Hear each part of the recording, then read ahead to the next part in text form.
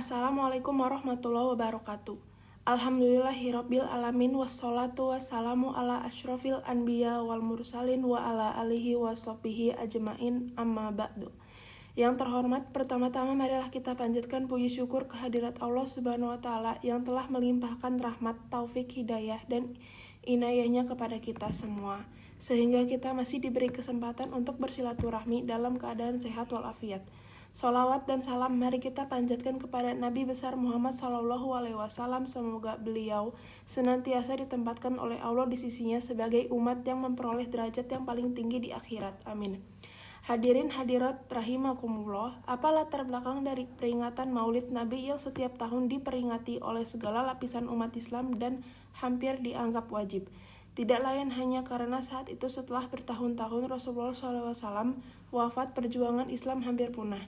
Di sana-sini hanya mementingkan kepentingan pribadi belaka.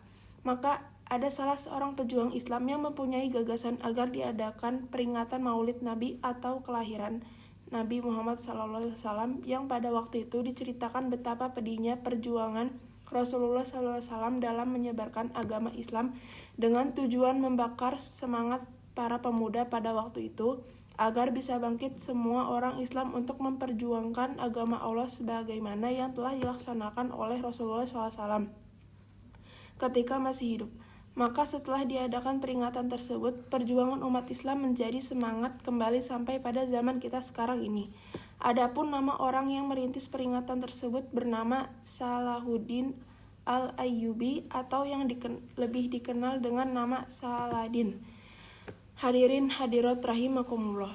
Ada rahasia apakah dalam terutusnya Nabi Muhammad SAW sehingga beliau termasuk nabi pilihan dan masih banyak lagi predikat keunggulan serta teladan bagi para rasul?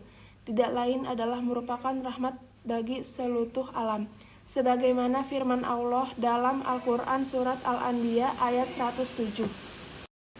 Hadirin hadirat rahimakumullah. Setelah kita memperhatikan firman Allah tersebut, maka kita bisa menyimpulkan bahwa terutusnya Nabi Muhammad SAW adalah merupakan rahmat bagi seluruh alam untuk menanamkan rasa kasih sayang kepadanya.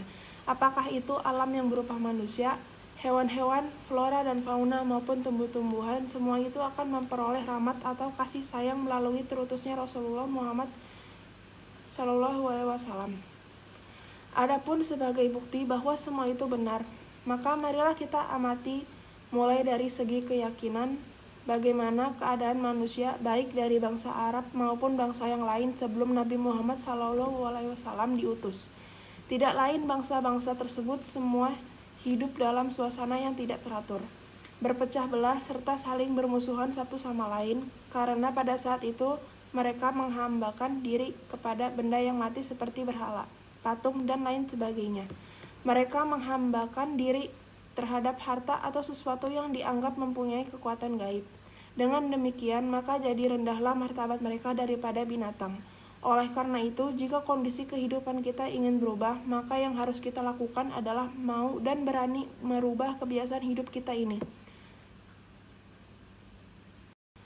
Allah Subhanahu wa taala berfirman, sesungguhnya Allah tidak akan merubah keadaan suatu kaum sehingga mereka merubah segala sesuatu yang ada pada diri mereka sendiri. Quran Surat Ar-Ra'd ayat 11. Kesungguhan kita dalam mengikuti teladan Rasulullah SAW secara utuh dalam mengarungi perjuangan hidup ini adalah kunci menuju kehidupan umat yang lebih maju dan bermartabat di masa yang akan datang.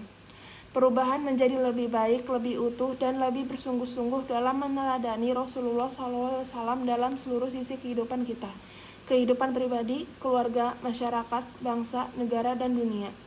Hadirin hadirat rahimakumullah, demikian yang dapat saya sampaikan, semoga bermanfaat dan akhirnya kita bisa merubah sikap yang kurang baik. Apabila ada kata-kata yang kurang berkenan, saya mohon maaf. Wassalamualaikum warahmatullahi wabarakatuh.